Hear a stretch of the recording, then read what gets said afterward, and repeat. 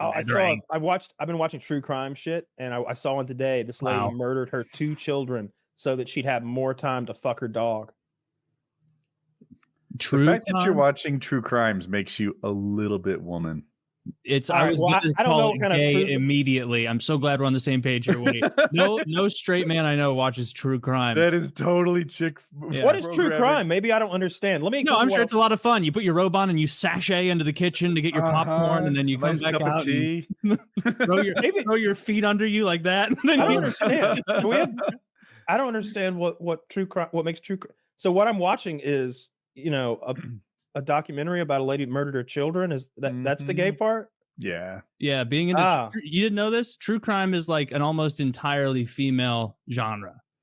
You don't like watching like interrogation videos and police investigations? Like this is more like the first. Okay, you'll get me on this. The actual interrogation. I went through a phase a couple of years ago where I found a YouTube channel that it was literally just like unedited 2-3 hour videos or minimally edited. Hour and a half at least. What did you learn from watching the interrogations? I want to hear if your take is the same as mine. I learned that there is a huge gap between detectives rather, who are really, really good at this and ones that are really, really bad at it. Because some of the guys are so natural and like comforting in their presence that even watching it, you're like, man, maybe he is really sympathizing with this they know he's a deviant, like child molester or something. And he does such a good job of being like, they got your burger and they got ketchup on. You know what? Don't even bother eating. Someone else actually went out to grab lunch there a few minutes ago. Let me get that. We'll get your right order. They shift gears right away from if to why. You know what I mean? It's like, it's not if you did it. It's like, look, man, we need to talk about why you did this. Because if there was an accident, or maybe like she fell, or maybe, you were defending yourself or something like that. Things just got out of hand. That's a different story, Mike. That's a different story entirely. And it's important at this early part that you tell your story, because somebody else is going to run around. They're going to tell all kinds of things, Mike. And right now what they saying, Mike killed her. Mike killed her. Cold-blooded. And I don't believe that about you, Mike. I look at you right now. I don't believe that while you eat them French fries. Yeah. Like that guy, like he'll get your confession because Mike has like a forehead tattoo. It says "loves to kill," and it's like, he's like, Mike, I know they're lying about you, Mike. So they're you're absolutely right. There's a huge difference, and the YouTube channel that I've been watching, he'll pause and he'll be like, for some reason, the detective decided to antagonize her at this point instead of like building. Probably not a good idea, as you'll see in just a moment. Yeah, I liked those little interjections. So Taylor's right. There is a wide discrepancy in like how much talent the detectives have. But my takeaway was a little different. It was shut up, Woody. Because like I don't care how smart you are, right? You're both very smart guys.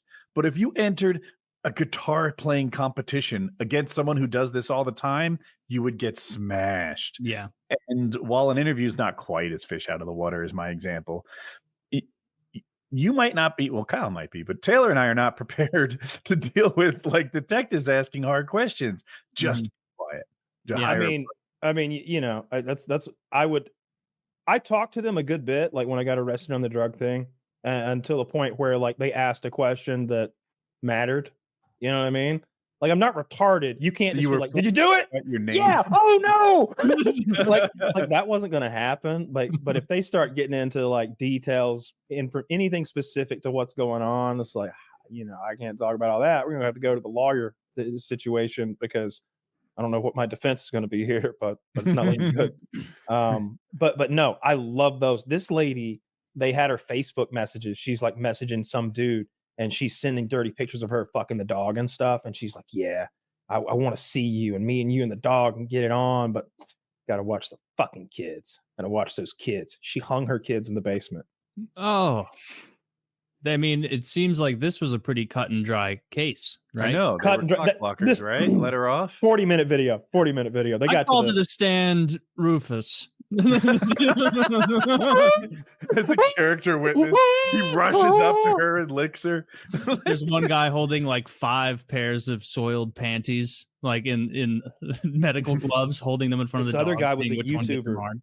This other guy was a YouTuber, or at least he uploaded, and he's like, if you want to see me, this is one of his YouTube excerpts. if you want to see me eat poop out of my diaper, I want 1 million subscribers.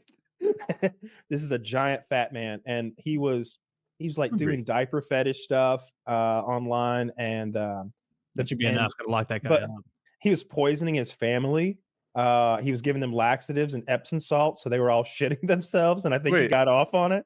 Like, and his family is like old, elderly people. And in the detective interviews, this old man, who must be like 75, he's like, "Where's just crap in our pants?" And we literally soiled myself. And I'm an old man, but you know, I can control my bowels. And we didn't know this salsa always tasted like castor oil. Their coffee, he was putting it in their coffee makers so that it would, you know, mask the flavor of him poisoning them. I watched a bunch of them today. I watched one where these 3 black chicks burnt another one alive with all over a man, and it was so crazy. One of them's there's a man and a wife, okay, and the wife has 3 or 4 friends, and it turns out, unbeknownst to her, they're all fucking her husband. Her husband's fucking them all. But she finds out that one of them in particular has fucked him. She doesn't know about any of the others. So she gets her other friend who's been fucking him and her 16-year-old daughter, and they jump the other chick, taser, torture her, beat her with a crowbar, take her to a field and set her on fire. And she runs through the woods on fire, makes it to a neighbor's house, and like her last words before they put her under morphine are, "It's Brittany, Nicole, and Andrea," and then they put her under the anesthesia and she dies. And they get the guy in the interrogation room, and he's laid back chilling. He's on his phone with a different woman, completely different woman. He's this guy sounds attractive. He goes, "Yeah, I'm copacetic. I'm laid back, ain't even worried about shit. I'll be out. Yeah, I see." And the detective sitting across from him, like, TikTok, like, dude, he's got his big, like, scary folder unfolded. He's got that Trapper Keeper that, like, scary men on. He's got that bitch out, and he's like looking at him like, "You about done with your phone call?" And he's just like, "Yeah, hang on now. Let me get off the phone with you. They gonna make me hang." And I'm like, "Dude, I'm nervous for you. Hang up." Yeah, it's like, hang up, idiot. I'm so polite about that I'm like, "Look, gotta let you go. Detective just walked in." Boop. Like, that's how I would have handled it, right? Like, yeah, immediately. He's laid back. and the guy's like, "So I heard you're having sexual relations with Brittany, Nicole, Andrea, and was that your sugar baby?" He's like, nah, that's my kitten. He's got like stupid pet names from all or some shit. He's like, "Yeah, that's old mama right there." He's like, "Well, who you got on the phone?" He's like, "Oh, that's something else right there. That's something else." And the cops are, like you said, they're playing along with it. He's like, "How you do that? You must be slick with it. Cause like me and Dave here, we'd lose our boats, our houses, and our cars if we tried to pull that shit."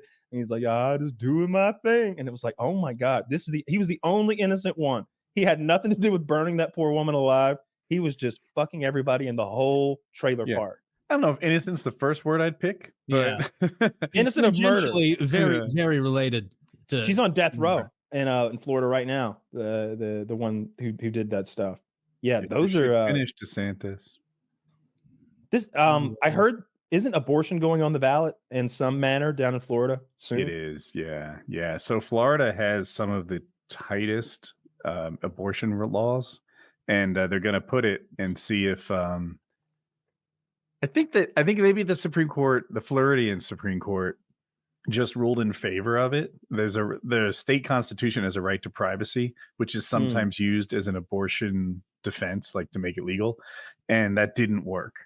So now they're putting it on the ballot, and Democrats feel like this might put Florida in play, because even in a conservative state like Florida, abortion is unpopular.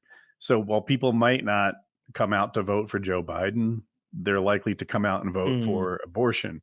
And that's a hit on Trump. But I think Trump just wins the state by less. Yeah, I agree with you there, because I think nationally, like in just a flat poll, abortion's only ahead by like 2 points. It's like 52. You know, I think like 52% of people think abortion should even be legal at all. And it's not all men. I thought it was way higher, but I'm not sure. I'll Google it. It could have changed. I saw Yeah. a graph today. The graph wasn't about abortion. It was about a different issue, but I just took note of abortion while I was looking at the graph. So it's possible it's a bit outdated, but I saw 52. Yeah, it's closer than you'd be led to believe. I think a lot of conservative women are just not so down. Yeah, conservative women are it. not cool with it at all. This is Gallup, who I consider to be pretty good. Pro-choice is 52, like Kyle said, but pro-life is 44. It's not 48. So that's 8-point gap. Well, surely there's like some undecideds in there, or some people who have like a weird, different viewpoint on it. No opinion was 4%. I can't explain the other 4. Yeah, just no opinion at all. That's so weird to me. Right? Yeah. Like, how do you not? I have opinion about about things that have nothing to do with me and never will. Oh, I make a point. Strong opinions that I can go on and pontificate about for hours. Oh yeah, as you might. Stuff that has nothing to do with me. I hold strong opinions, and then afterward, you fade back to complete indifference.